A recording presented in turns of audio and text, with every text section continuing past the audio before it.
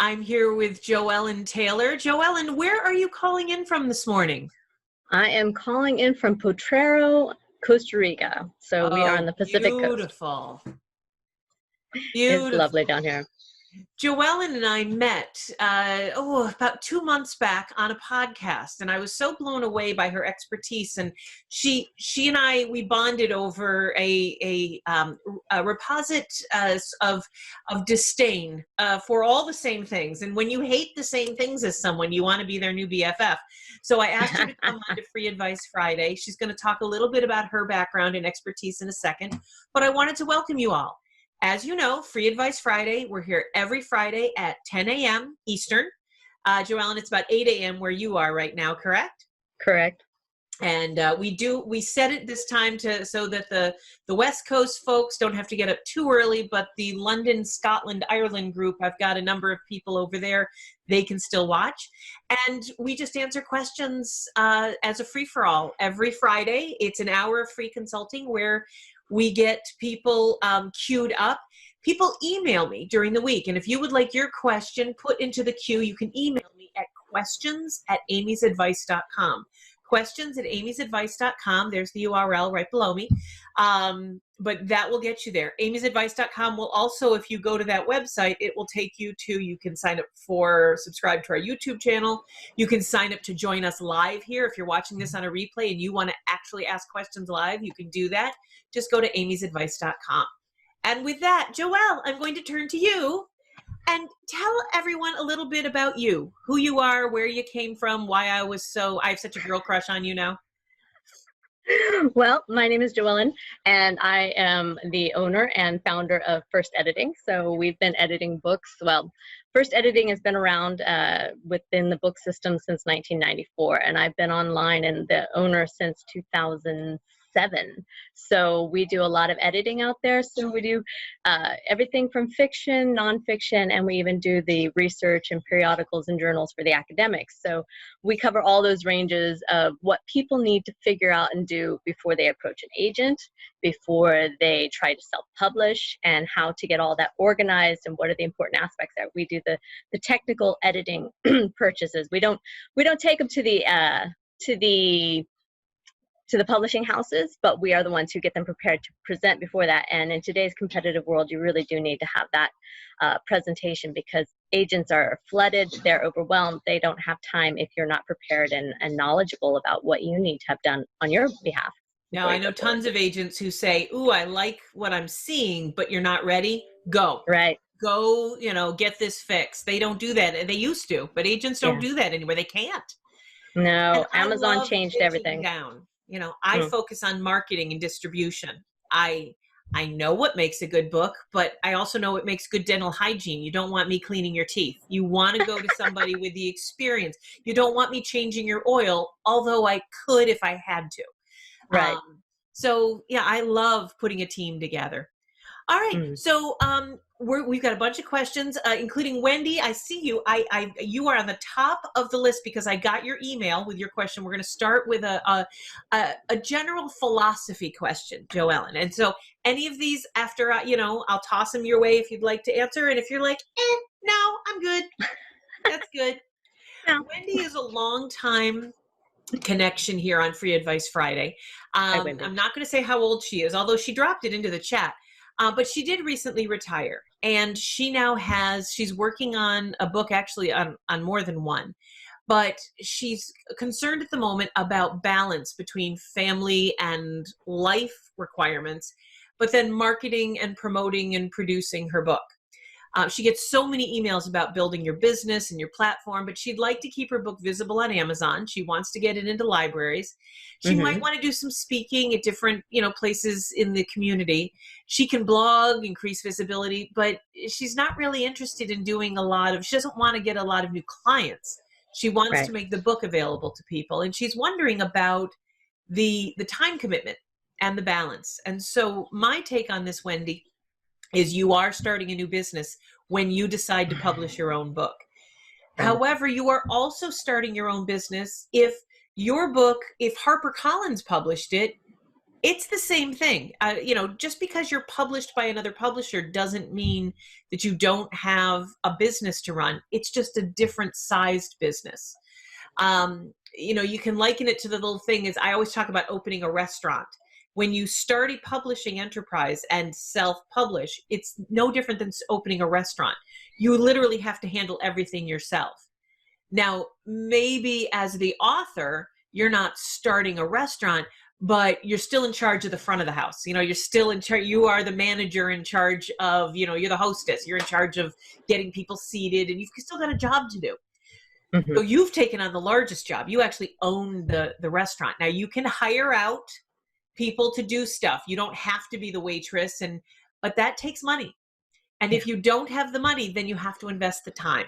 So You need to be the waitress. You need to be the hostess. Hopefully you've already cooked everything up, because that's what writing the book's all about. But you have to do it all yourself, or you have to hire someone to do it for you. However, and you've heard me say this, guys, time, money, talent. Pick any two. As long as you have 2 out of the 3, you're pretty much okay. You don't need a great deal of talent if you have a lot of time and money. And there's a lot of books out there that prove that. You don't need a lot of money if you've got talent and time, and if you're willing to dig in and work. And in time, especially for people who are on limited budgets. Now, I would not suggest this for people who are going to work with Joellen, but if what you need to do is barter, if you've got a real skill and you can exchange professional skills, I do not mean go to the librarian down the street and offer to wash records in exchange for her proofreading. But if you can do a barter system with a professional and you offer them professional services that you're good at in exchange for, I do that. I offer sales and agenting services in exchange for people who can offer me editorial or cover design. That's allowed. And then the bottom line is money. My rule of thumb, if you're going to really seriously grow your market online, is an hour a day. And my rule of thumb for libraries is 15 to 20 minutes a day, 5 days a week. You can take the weekends off. Sort of. I don't, but you can. But if online sales on Amazon and libraries are your 2 goals, then you need to be offering your book every day to bloggers, to reviewers. You need to be offering yourself as an interview. You need to be pitching your book to newsletters that libraries might be interested in carrying. You need 20 minutes a day for libraries and an hour a day online. Mm-hmm. That is based on, and Wendy, I know you. I mean, we've known each other for a while. That is my suggestion to you. So an hour and a half a day is what I would suggest, and put a real plan together. I've got actual checklists on my website. I've got places you can go. You put a list together and go, okay, for the next 90 days, I'm going to spend an hour and a half a day, 5 days a week. And I'm going to spend 20 minutes of it a day pitching myself as an expert to different newsletters and focusing on this area where libraries might be intrigued. And I'm going to spend an hour a day connecting with people online, on social media, seeing if I can get bloggers to write a review of my book, doing a giveaway. That is my advice. Joellen, I'm shutting up and I'm tossing to you. Do you have thoughts? I mean, it's really a good idea. You're always selling, and people may not think about that, but really you need to transfer it. And it sounds like she's getting the idea that it is a business, and you need to be in the business mindset, because books do not and will not sell themselves. They just don't. People have the belief that they put it up there on Amazon and poof, it's magic and it works. But everybody has put theirs up there now, and you're talking millions and millions of not necessarily competition, but just sound, lots of noise out there. And out is the way we do in our everyday life, is the people we know and how we connect with them. And if you don't know them, go out and meet them. As you said, join the blogs, join the groups, like you're doing right now. I mean, there are loads of people here, and I'm sure later you can meet and figure out how to coordinate and do that. If the time or the work is, if it sounds overwhelming, or if it sounds like a lot of commitment for you, then there are ways to do that. Having a plan is absolutely positively first, no matter what. But also you can get nice author assistants out there, or just virtual assistants. I have so many, and there is still management. It doesn't take away the work. You still have to manage the people, and you have to have the plan to know exactly what you want them to do. But it does double your power, and takes a lot of the stress off of maybe the technical areas, because, if you're retiring and, we are all getting a deep immersed learning curve of all of the ways we can connect now with Corona, but we really have to be connected on the internet, and it keeps going. And the good thing is if you get one of these young virtual assistants out there, and they're in the Philippines, though, I have some virtual assistants who work $5-7 an hour, and that is a respectable income in that country. Do not think that you are cheating them. I have middle income. I'm supporting families of 12, and they're living in, I've seen their houses. It's nice. There's absolutely nothing there.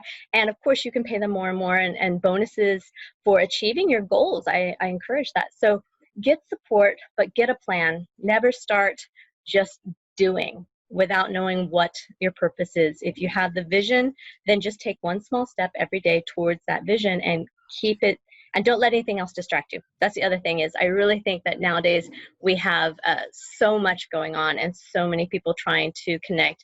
And when you go out there to get a plan, you're going to end up with 20, 30, 40 plus gurus who can tell you what to do. Pick one or two who have proof in the pudding, who know what they've done. They've done it themselves, not they've helped, but they've done it, and just shut everything else off. Just shut it off. Just stick to those people, because I am the first one to admit that, I'm a little attention deficit, and shiny objects are very easy to chase, and then you lose 5 hours. You think, well, I was on the computer for 5 hours, but what did I accomplish?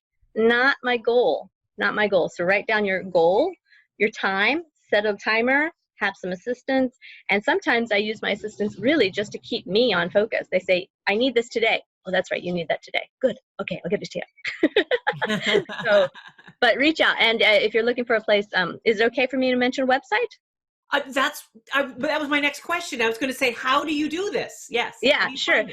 Onlinejobs.ph. Those are the assistants that I really enjoy right now. You can also go to fiverr.com, Fiverr, or Upwork. I think they've combined now, Upwork and Fiverr.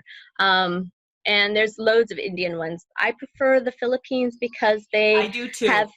They understand the American mentality. They're most of our call centers are now located in the Philippines, because they are so great with their etiquette and their professionalism. So I would reach out there, and of course you can reach out to me, and I'll send you the link. That's no problem. But well, for those of you who are curious, I've dropped it in the chat. And for those of you who are watching this on Facebook, I dropped the link into the Facebook chat. And if you're watching this on a replay, it's right below this video. So perfect. Joel, I couldn't agree more about the Philippines. The people I work with, I mean, I have employees here in New York, but in the past when I've worked with VAs, the Filipino there, I mean, but when it comes to help, please be aware, guys. I actually am on record. If you Google me and the state of New York right now, you will see me fighting to give New Yorkers $15 an hour minimum wage. That's I believe in paid family leave. I believe in I'm a huge proponent. I'm a member. My registration is the Working Class Party. And I use Filipino VAs because if you pay them $6-7 an hour, you are paying them, in essence, what is here, $22 to $25 an hour. That's the transfer. So it's worth it. It works for them. It works for us. Yes. And they need it right now. They're getting hit very hard right now. So definitely some good things to do out there. And I would definitely get some help, but get your plan first. Download these forms that Amy's talking about, and make sure you have your plan, and just stick to the plan. Good. Now, I see Amanda and Anna have questions, but I'm going to bring Frank Daly up. Frank, I just, if you want to unmute yourself, Frank is another faithful listener, and he had a situation, and sometimes I invite the authors to come on and explain their situation so we can do a little quick coaching with them. Good morning, Frank. Good morning, Amy. How are you? I'm staying off the street corners. Good, good. I find it's too crowded, too windy, or I'm too old. There's something not working. Well, there's no accounting for taste. No. All right. So Frank is a novelist, and he and I have, met virtually more than once, but he had a situation because he has heard me and other people say that you raise one child at a time, you take out one book at a time, you focus on that book, you move on to your next book, but you keep feeding the first book. You don't stop feeding the first child, and you don't stop feeding the first book, but you do move on and you have children one at a time so that you can really focus. But Frank actually is very wisely pushing back on that advice, because it's not there's always exceptions, and things are changing in the industry. Frank, do you want to restate for everyone what your question was?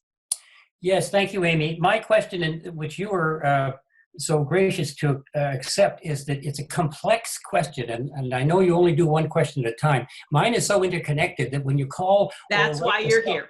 Yeah, and so I'm a novelist, but I'm also a social, and I also do nonfiction. And my expertise in nonfiction is self-development, particularly self-knowledge.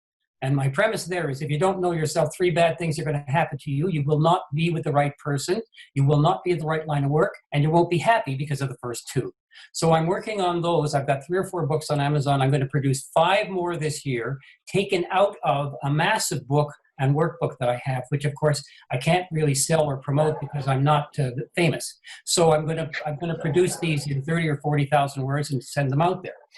As a novelist, I've started last year to create a list. I started with nobody. I've now got about 3,000 people, but half of them are for self-knowledge and half of them are for the writing, So I'm bifurcated, which is a problem. The second thing is the launch thing. I heard that the launch thing, everybody wanted you to go with a hard launch, which is to say you have a street team, you have ads, you do it over a certain number of days, and then all of a sudden, because of the counterfeiting and the trolling and everything on Amazon, that they wanted a slow launch, and that shows you're sincere and you're real, because there were too many trolls sending in bad reviews and all of that. So now they've gone back, apparently I've heard this week, to the fast launch, 3 to 5 days. So I'm going, okay, I'll put my head in a sieve, and what am I going to do? Which is right? And I know I can't do the hard launch because I don't have the money. And the other question that Frank had brought forth. So let's break this down into 3 different questions. And so, Frank, what I'm going to suggest is we start with the idea of, can you publish a number of books at the same time? And when is that a good idea and when is it not a good idea? Is that a fair encapsulation of one of your questions? At the same time or relatively quickly in terms of sequencing? Within a few months of each other. Exactly. Okay. Joellen, do you have an opinion about publishing a series of nonfiction or fiction books very close together or as a fait accompli? I'm feeling very dramatic today. I see that. I think that, it really comes down to what your launch team is and what your support is. Can you manage that? If you're doing it solo, it's a lot of pieces to if you're staggering them or if you're launching them all at the same time is 2 different things versus one, and however you're going to do it. Obviously, just gut feel is you always want to have continual traffic, and you always want to have continual sales and continual purchases, because regardless of what they're telling you today, the algorithms know that a long-term continual traffic is best for keeping you to acknowledging that you're one of the best, and you get promoted naturally on Amazon. They boost you to the top, you're recommended, you're suggested. 1 day, 2-day wonders, they come up, you earned your bestseller title, but now you're gone and you're going to have to go back and do all the work yourself. So really, no matter what, I think your plan should be, how do I keep this, for money wise, for status, for, just maintaining within Amazon and having a good reputation there. I know that sounds weird, but a virtual reputation, it's very, very important to stagger those in. Doesn't mean you can't. And if you can do a 3-day launch, great. There's nothing wrong with that. But please make sure that you've also got them both. So you do both, really. If you can do a big launch off, then of course you grab everybody's attention. But if you have the long-term plan, all that does is add into your long-term funnel, because you have more traffic coming in. If you have just a short-term plan with no long-term plan behind it, then you're going to be starting over or relaunching in small ways. So you really need to have that long-term vision. Again, the plan, have a plan, work the plan, and make sure that it's long-term. And if you do that, then of course, if you can build up a huge launch, who doesn't love that? Wow. That just brings more people into your funnel. But now, you need them long-term. As for the second question, Frank, about soft launch versus hard launch, you're not wrong when you say you're getting conflicting information, but Absolutely. the advice is different depending on your situation. Just as Joellen was saying, it depends on your breadth of what you're able to handle. If you have an enormous team behind you and a publishing house, and with 22-year-old interns running around and dropping press releases off, and then a hard launch makes a great deal of sense. And actually working towards a launch date with a very, very short, 3 weeks at the most, with a very, very short 3 to 4 week window between when the ebook and the reviews start hitting and then the actual pub date, because the pub date is always 3 weeks after the print date, roughly. 3 weeks. Some people say 4. I like 3. So even a hard launch has a 3 week cushion, a 3 week shoulder, because it takes a while for your book to get through the hose of the distribution model. Right. So a hard launch is actually still a 3 week rollout, but a soft launch is a 3 to 4 month rollout. The nice thing about a soft launch is that when you're a single proprietor or a one-man shop, you can get all the work done yourself. And there's no harm in a soft launch, especially if you're small. Doing a hard launch is expensive. And of course, it's ideal if you have a full team. But it would also be ideal if I could eat an entire pizza without gaining weight. There are things that just aren't possible. So may I suggest in your situation that you don't worry about a hard launch. Unless you've got, and I'm not exaggerating about this number, unless you have $60,000 to $80,000 to spend on a 3-book hard launch, because I'm thinking you're going to need at least 20 grand per book for a true hard launch, to hire the people, to get the team together. That's off the table. May I suggest that you put a 4-month soft launch together, and you put 3 books out in a 4 to 6 month period. I'm talking about your nonfiction right now. Right. And get them staggered out so that 6 months from now you can present yourself as an expert in this topic. You can have 6 months of reviews. That's what I would suggest. Exactly. That makes perfect sense. Thank you. All right. Frank, it is such an honor and a pleasure. I'm so glad you joined us. I'm going to, if you don't mind, I'm going to move you back to the room. But guys, if any of you have a complex question like Frank does, feel free to email me at questions@amysadvice.com, and maybe we'll invite you to come on and chat with us. I would love that. Joellen, we've got a lot more questions coming in. Are you ready? Sure, I'm ready. Y'all set? You need a sip of anything? Y'all good? No, I'm good. Anna Carner, who's got a fantastic book about a sweet little deer, big fan of Anna's. She's wondering what I think about PR newswire services. She only has 1 book. Now, Anna, you need to do a press release, and you need to do more than 1. You need a press release for the release of your book. You need a press release when you get a big endorsement. If anyone with even the smallest bit of notoriety says something nice about your book, you need to do a press release about it. You need to do a press release around any events you're doing. No matter how small or online the event is, I want a press release on it. For this reason, getting your name out into the Google world and into the SEO world, there's nothing easier and faster, and nothing will link you on Amazon and impress Google more than your ISBN over and over and over again in different presses, and your title and your author name. And a press release is the easiest, most legitimate way that I can think of. You can pay someone to kind of skeevily manipulate the world, but a press release, as long as they're for legitimate reasons, is extremely, extremely legitimate. I am dropping my favorite press release service in terms of price and distribution into the chat here. Now, Joellen may have one that she likes, but I like 24/7 press release. They have huge reach. you can get a really good press release for distributed, not written, for anywhere from $50 to $250, depending on which package you choose. I choose the $89 package. That's because I like the extra lift. I'm also going to drop it into Facebook. I have other thoughts about press releases, but I'd love to hear Jo Ellen's take on it.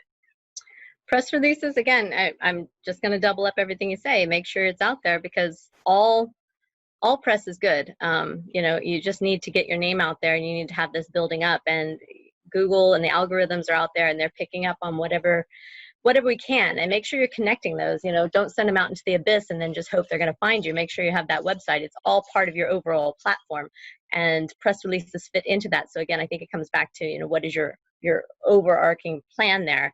And once you know, okay, where am I sending them and what's my intent? You know, what do you want them to do? They read the press release, okay, but who would get that press release, and what do you want them to do with it? I mean, ideally you want them to come back and get more information, so you better have a place set up before you do that to process them. Always have a purpose. You know, everything you're saying, everything you're doing, get them to come back to your website. Do you want them to contact you? Do you want them to load down a free chapter? Do you want them to read more testimonials? Whatever that may be, that's going to help you become stronger in their eyes and share that information with their friends and family and colleagues and everybody that is relevant to that. Oh, brilliant. I hadn't even thought of, yes. And this is why I have a girl crush on her. That's wonderful. So Anna, I hope that was helpful. For those of you who are interested in getting press releases written, Jo Ellen, do you have any advice about where to go if somebody wants to write a press release themselves or get one written for them? Any thoughts? We've used one and it's been okay, but you know, it's such a changing factor. Press releases have been up and down. So I think you're probably more on that end than I am. So I wouldn't be giving any new and updated relevant information. So and I would just suggest you guys run over to buildbookbuzz.com. I'll drop that in the chat right now. Sandy Beckwith at buildbookbuzz. Yes, Sandy's really great. She is great, and she knows how to write a press release, and she, for like $12, she'll give you a template, and with all sorts, like there's 9 or 10 different, you know, templates, and it's great. All right, so I've got a number of questions coming in. Tara is asking, can press releases be distributed to more than one distributor? Say a free one as well as a premium one. They have a newsroom that feeds into our website on PR Newslog, but she's not impressed with the reach. Yes, you can absolutely use more than one distributor, but and you should use a free one as well as a premium one. There's no problem with that, but the premium one is what's going to get you the far reach. So the free ones, for the most part, they're just there to get your email address so that they can sell you stuff later. It's pretty useless in my opinion. All right, Linda is going to do a 99-cent ebook promotion. Linda and her husband Rick own a publishing house, and they've put out a number of really, really nice novels and 1 or 2 memoirs. And so 2 of the novels they're going to be dropping to 99 cents and doing a low-cost promo. And she's wondering if I have an opinion, Robbins Reads versus Bargain Booksy. Linda, you need both. You need Robbins Reads, you need Bargain Booksy, you need Fussy Librarian, and more. For 99 cents, there are some sites that will only work with you if your ebook is available across all platforms. They won't work with you or list you if you're only on Kindle. There are other sites that will only list you if you have to be only on Kindle. But you need Robbins Reads and Bargain Booksy. You need them both. And you need Fussy Librarian, which is a little more expensive, but totally worth it. I know BookBub is expensive, but BookBub, I'm talking about a featured listing. Please do not go spend $700 on an ad. I know your situation, not a good idea. But if you can get a featured listing on BookBub, if you can apply for a featured listing and they want $1,100 for that listing, you will make that $1,100 back. For your books, guys, this is not for everyone, but she and her husband, these books, they're one based in Hollywood. They're very well written adult literary fiction. BookBub, you'll be fine. So that's my advice to you. Shutting up now and asking Joellen what she thinks.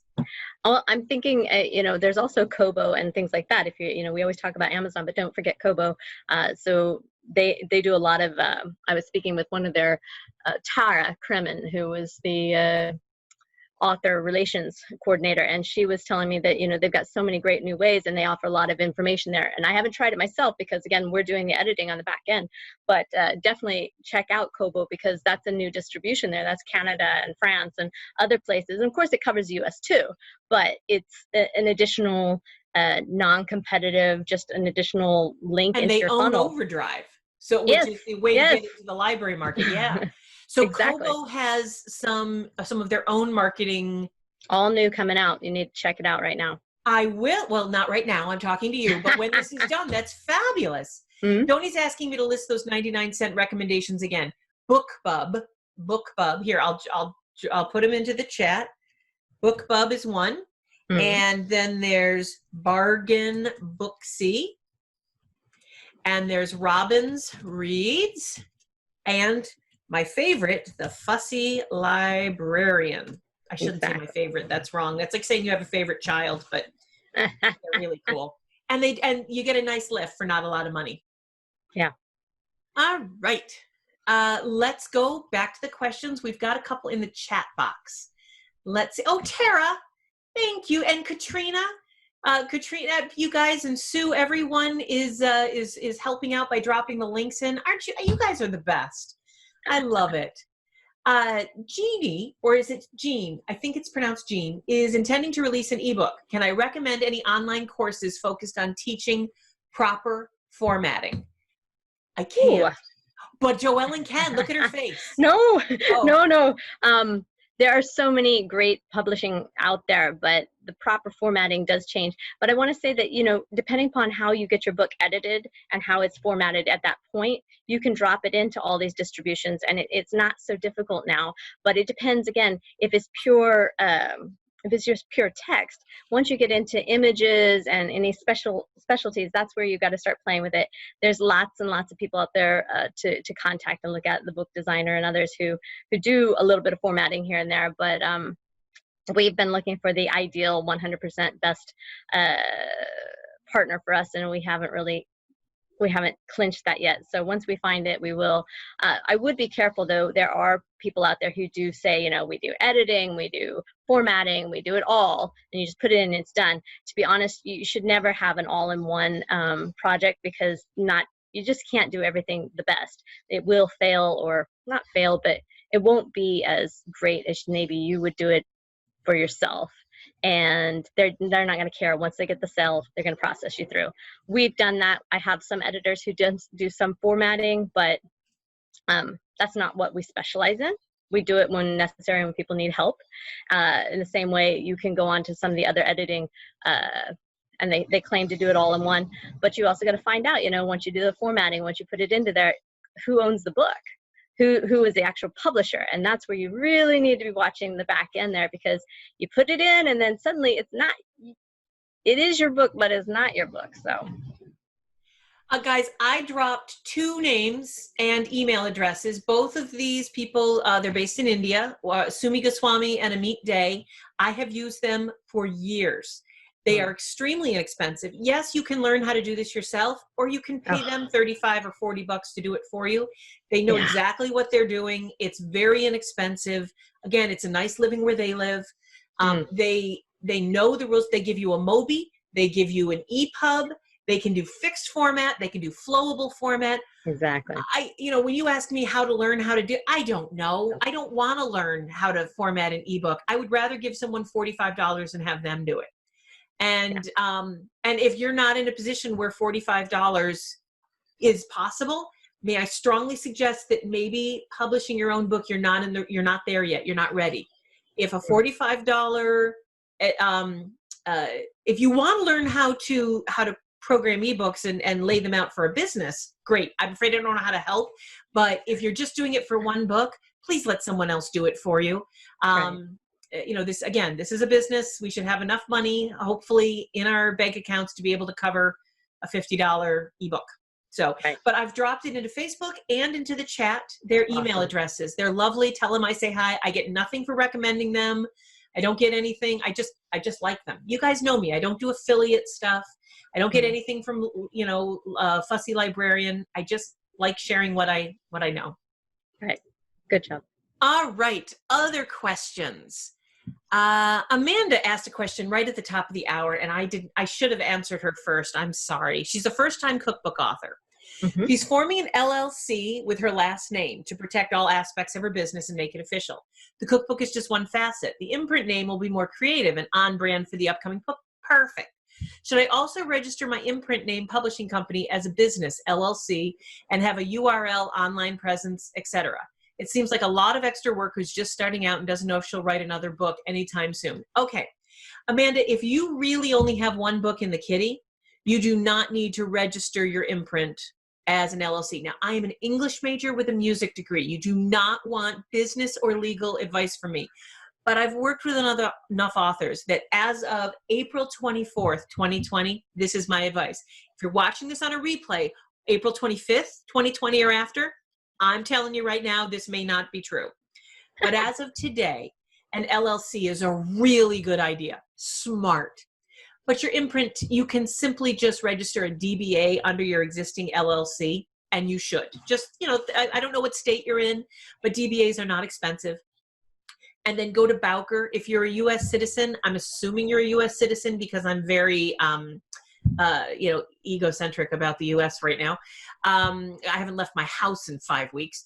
So if you're a U.S. citizen, go to myidentifiers.com. If you're a Canadian citizen, the Canadian government will give you your ISBNs for free, but register your imprint name either with the Canadian government or the U.S.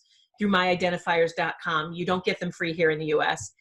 And make your imprint just a DBA under your LLC. One second, guys. Excuse me. The pause that refreshes. Because you're right. Putting all that extra work in and the extra expenses of another LLC isn't necessary. You've got one book. Do you need a URL for your publishing company? No, not with one book. But you do need one as an author. Your book needs one. And it can either be your name as the author, or it can be the cookbook name. Or you can actually make it the on-brand publishing name, but whatever it is, make it memorable, make it catchy. amysadvice.com is a URL that actually forwards to my New Shelves email, because amysadvice.com is easier to remember. And I got really tired of explaining to people how to spell New Shelves and that, no, we can't help them, put shelves up on their wall. It's I thought I was being so clever when I came up with that name. We get your books on their shelves was our New tagline. shelves. Yeah. Make sure your URL is catchy and easy to remember.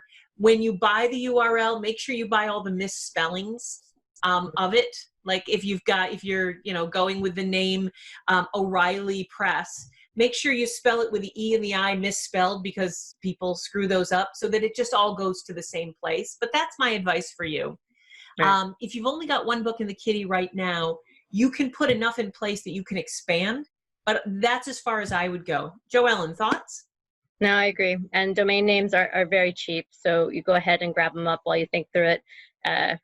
It's fine. You can put all that information on the back and the about pages, and you can always add different pages. If you add books, you can always add subdomains and things like that. So it may sound overwhelming if you're new into the technology, but the biggest thing is when you start doing LLCs and extra work, you've also got all of your annual registrations and your business fees and things that it's just more administration on the back end, and really it's a lot of pieces to juggle. So in today's world, try to keep it as simple as possible, and combine as much as you can, but be clear in how you define yourself. So let me tell a very, very quick story. I, in 2012, registered with New York State for a resale certificate because I wanted to have an online bookstore. I do have an online bookstore.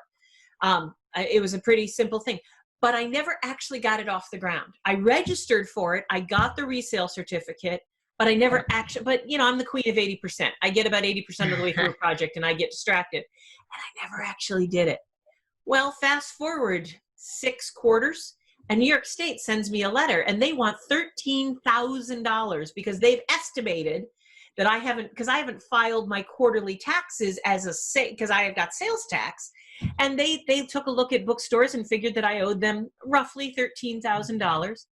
And it was fine. And I wrote a couple letters and but I got to tell you, I had a couple of sleepless nights over that. And I didn't know.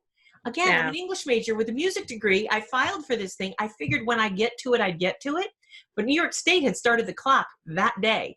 And now it all worked out and I didn't owe them any money. But that was a lot of time and agita. So I've got the same stories. That's why I'm saying just be careful. Don't create too many out there. It happens. You wake up in the middle of the night, you've got this great idea. You pop on, you go to GoDaddy, you get the domain. Yeah, this is the best ever. And then, Corona hits or something, and and your whole life kind of gets scooted to the side, or your kid falls off a ladder or whatever. And really, you don't have time to come back, or it just loses momentum. And that's just part of life. Don't beat yourself up about it, but don't let the states beat you up about money either. So the easier and more simple you can, the better in all things. All right. Nancy's asking again about BookBub. If I want to try for a featured listing on BookBub, does my listing have to be exclusive to Amazon? It can't be. You cannot. BookBub will not list any ebook as a featured listing unless it's available across all platforms. So I love Draft to Digital. That's where I go to do. Now I do have my own Kobo account, my own Nook, Barnes and Noble account, but when I want to get into Baker and Taylor and Overdrive and all these other places, I go right to Draft to Digital to fill in the holes. Mm. And I would recommend, Nancy, I think you do too, if I remember correctly. You're good. BookBub wants wide distribution. They actually, if you go on their site, it will say you can't just be on Amazon. Right. Let's see. Somebody thought I was saying Foxy Librarian. That's a different business. That's a movie business where, that we don't want to. Barb is asking if I have an advice about whether or not it's better to list the price on the barcode. You guys know I do. Those of you who have listened to me. If bookstores are important to you, if gift stores and bookstores are important to you, if brick and mortar retail is part of your plan, you have to put a price embedded barcode on the back of your book. And don't take my word for it. Go right to Barnes & Noble's website right now, and you will see that it's one of their requirements. They list it. I have a huge form that I have to fill out because I sell to Barnes & Noble for my clients. And there's this enormous form with easily 50 questions, easily more, that I have to answer. And one of the first questions they ask is, do you have your price embedded in your barcode? This is important to them. It's important to Books A Million. It's important to the industry for this reason.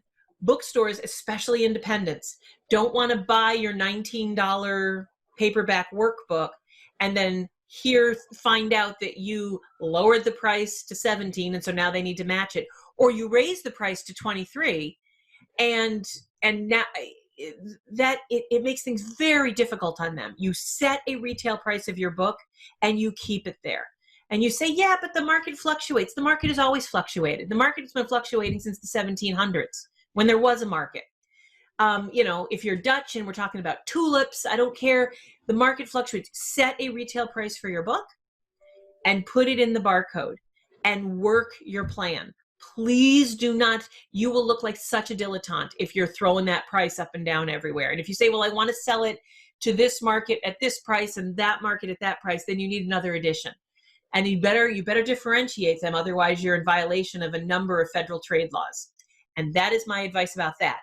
Joellen? No, you're the queen bee on them and defer to you absolutely 100%. All right. Wendy is chiming in on Facebook that's saying when you go look for URLs to please avoid GoDaddy because the CEO has actually recently been pictured hunting trophy animals and posting videos online. And I am 100% behind that. Guys, I mean, don't get me wrong. I own a gun. I'm not, but please, anyone who,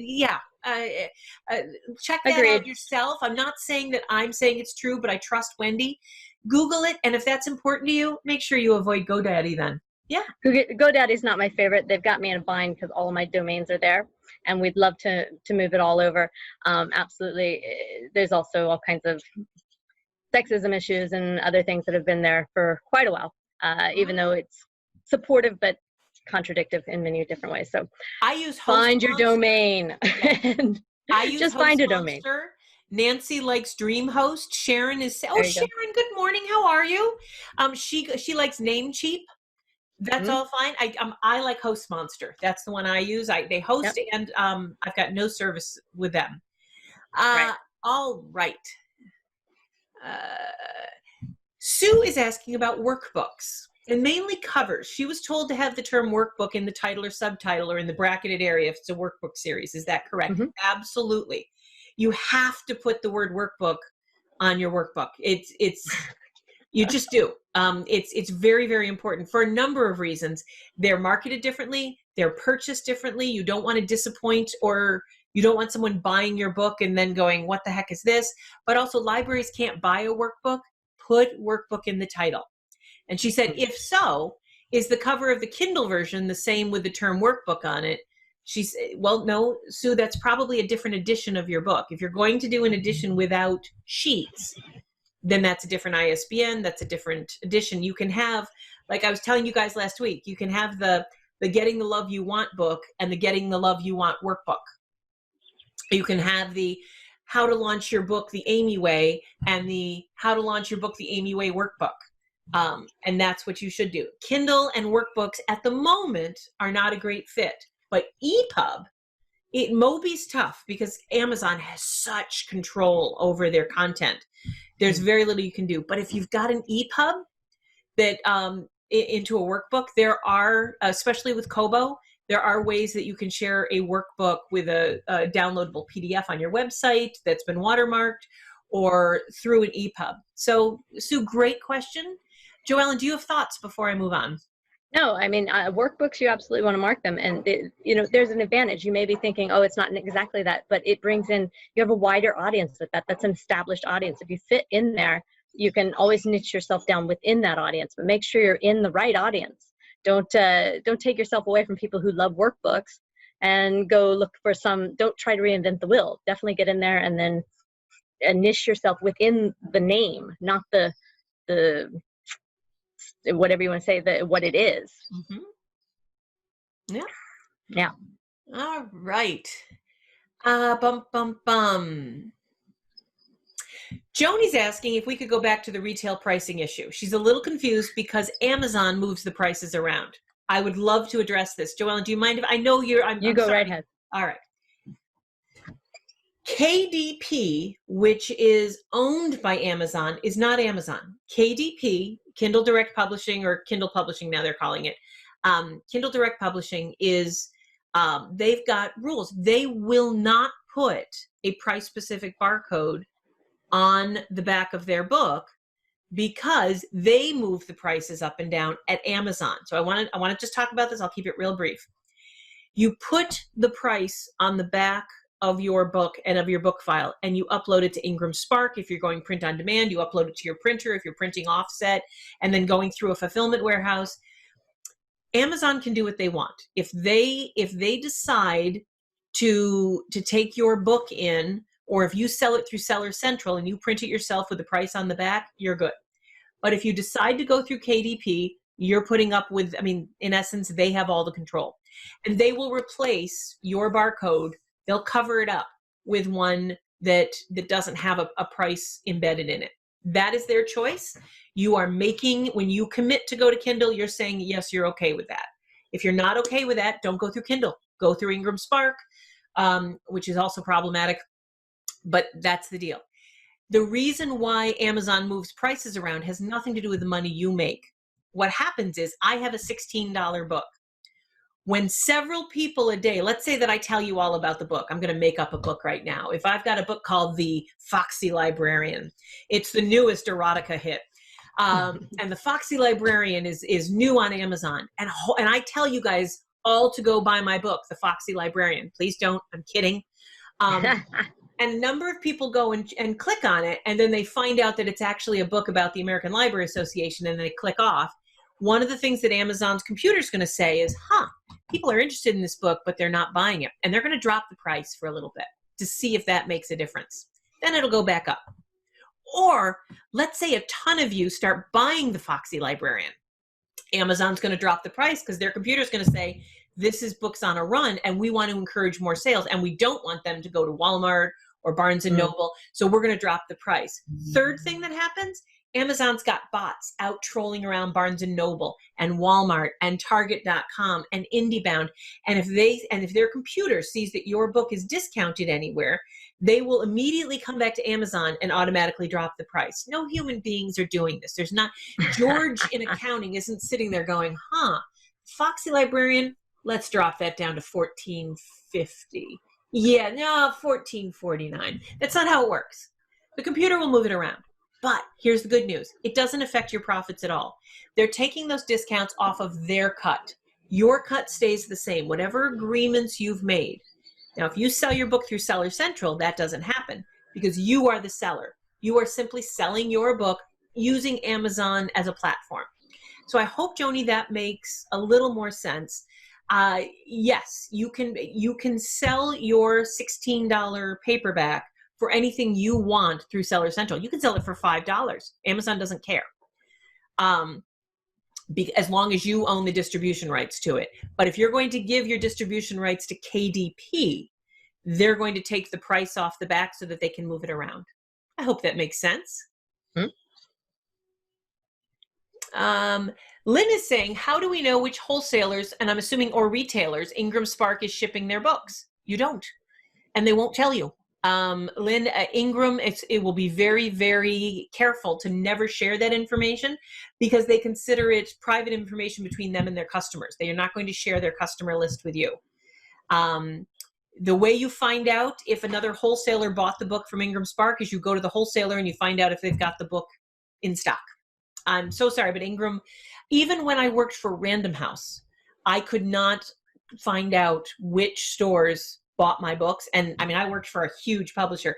I could get a report from Ingram back in the day. Now, this was in the early 2000s that said the bookstore market bought this percentage of your books and the library market bought, last month you sold $1 million worth of books and $400,000 of that went through the bookstores and $420,000 went through the chains and 80,000 went through libraries. Okay, I'm doing the math. I still have 10,000 or 100,000 to go, but they're not going to share it with you. I'm sorry. That's just a hard no.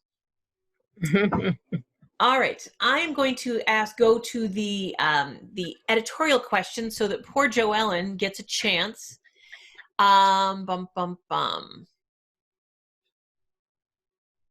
Let's see. Patricia's reminding everyone in the nonfiction world to remember to buy a tiny general liability policy. That is true. I have one. For those of you who are nonfiction authors or who are starting a business, they're very inexpensive. I have my insurance guys with Chubb. They're inexpensive, but not only a liability policy, but even if you're writing a nonfiction prescriptive how-to book, an E&O policy, just to be safe. They're not that expensive. All right, let's go to the top.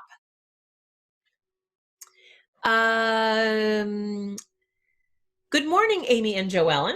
Would you weigh in on whether it's a good idea to ever list a book at 99 cents versus $0? Is it ever a good idea to make a perma-free book? Do you have thoughts, Joellen, about books that are perma-free?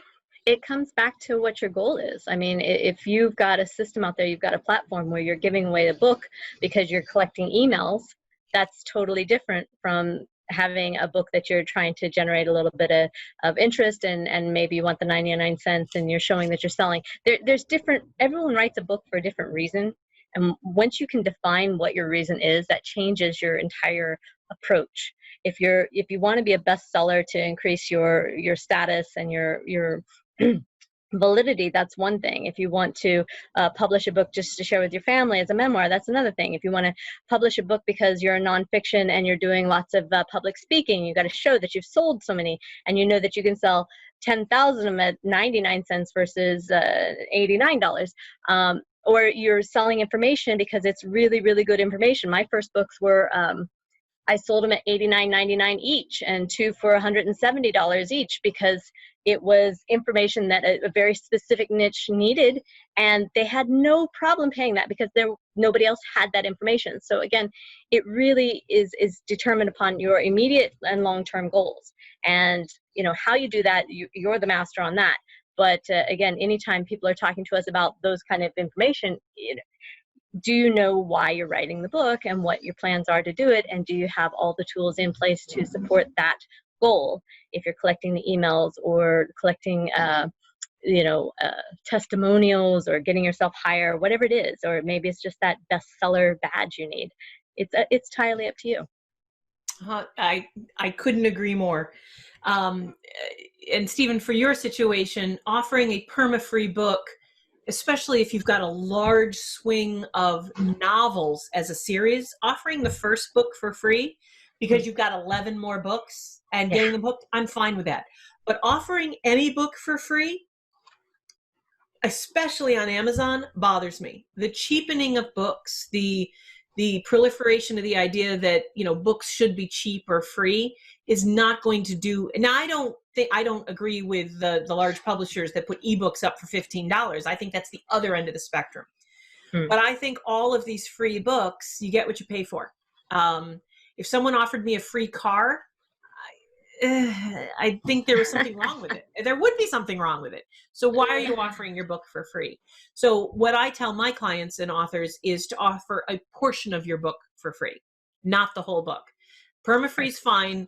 A mini version of the book, the introductory version of your book for free, because you've got a nonfiction bend. Novels are different. All right, Sue, I wanted to let you know, I'm sorry you got kicked off, but we did answer your question, and I will cut that part out and in the next day or two and make it just as its own thing on YouTube. But I'm also throwing onto the Q&A the email addresses. Sue is asking about how to get a quote to get EPUBs and ebooks formatted. We also covered that, so I'm dropping it in there just so you have that. That's fine.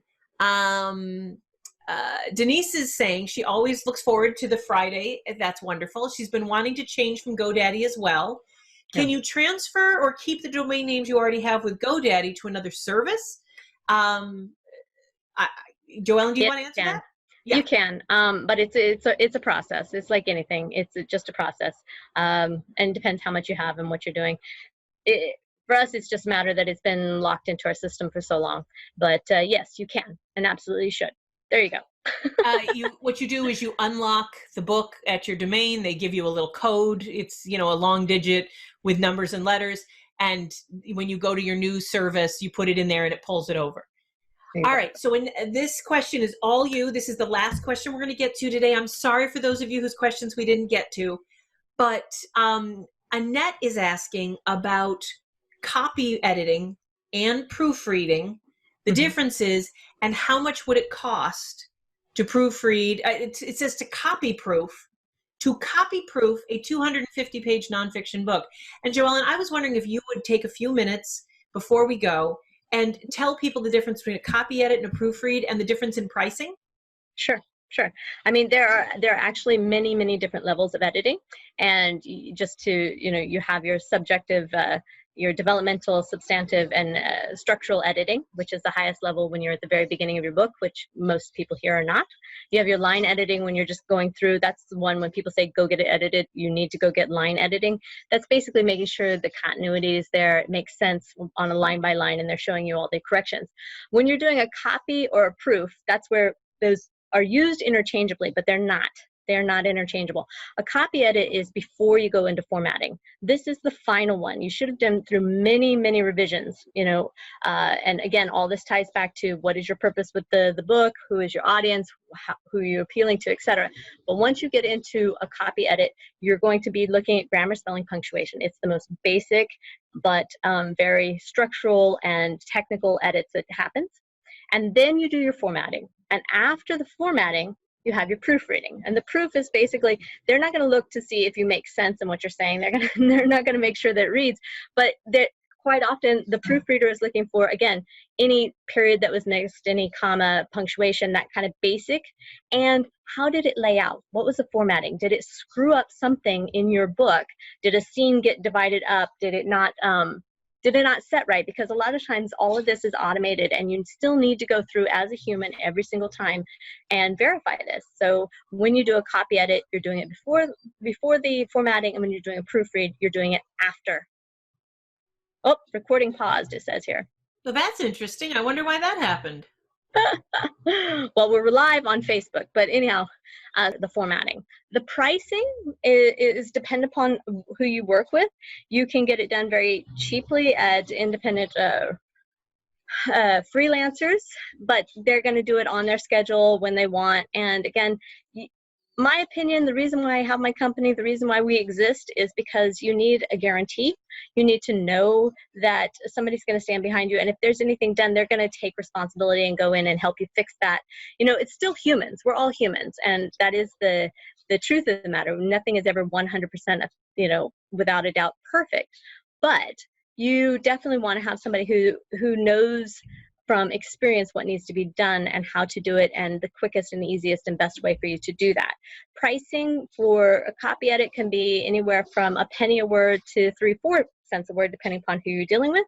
And a proofread is normally a penny a word to 2 cents a word, depending upon how you're doing it in the competitive market. It can be much higher, but rarely lower. And again, back to the whole thing, you get what you're paying for.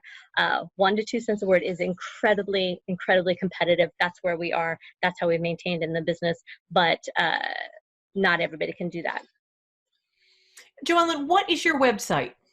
My website is firstediting.com, FIRST editing.com, and you can check it out there. If you want to figure out what level of editing you need, you can go in there and we'll do a free sample of your edit and of your writing, of your manuscript, and we will write you back with a professional recommendation of, do you need line editing, copy editing, do you need to maybe consult with an editor and go into the substance of your writing to see what they're doing there. But these are all editors who have been in the business 10 years. They've been in the publishing side. They've been in the, you know, the publishing houses, and they've got a lot of really good experience, and they work full-time more or less with us as a team. And should something happen, not very often in fiction and nonfiction do you have a tight deadline, but if you do, you know, we stick to that, and we have a guarantee, and we always have another editor available if you have any questions or concerns. And we have a full round of people sitting on the phone to answer your questions, so you actually get to talk to humans, which is always fun.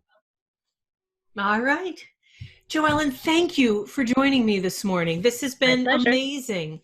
Guys, go to firstediting.com, drop in your stuff, connect. Joellen, are you a big fan of Twitter or Facebook? Where are you on social media?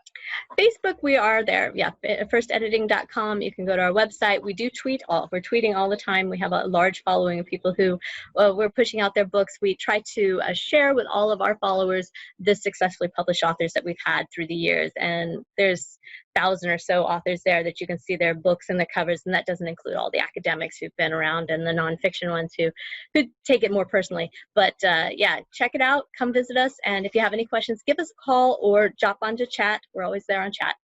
Happy to help.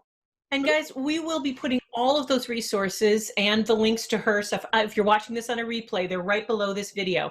I'm gesturing, but no one can see me because apparently my camera has paused for some reason. But that's good because it's all Joellen all the time, and that's what we want. Joellen, thank you for joining us. Guys, I will see you next Friday, 10 a.m. I will be here. And in 2 weeks, 3 weeks, May 15th, we have our next guest. We've got Erica, formerly from Writer's Digest, coming. I'm very excited to talk to her. She is most recently, she's the executive director of the Writer's Digest magazine. So nice. I know you guys are all going to have questions for her. And I am looking forward to seeing you all next Friday at 10 a.m. here at Free Advice Friday. Go to amysadvice.com. Get a load of everything. We're going to drop all of Joellen's services in there and our replays. And please subscribe to our YouTube channel, youtube.com/Amy Collins. I know Joellen just subscribed yesterday. Right there.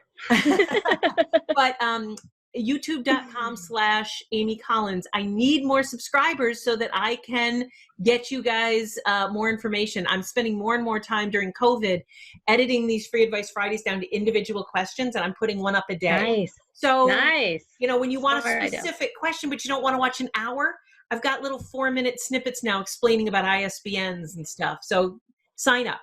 Thanks, guys. I'll talk to you later. Thank you. Have a great Bye. day.